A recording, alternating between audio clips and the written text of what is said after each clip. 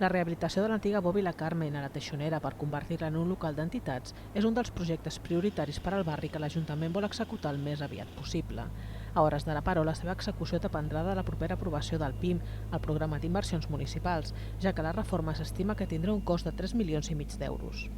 Necessitem espais de socialització al barri de la Teixonera, com allò que després dels grups que s'han creat arrel del Pla de Barris és molt important que puguem fer aquest equipament. Però quan comença, quan no, tot dependrà del nivell de recursos que puguem tenir. En el mandat anterior, entitats i districtes ja van consensuar un avantprojecte.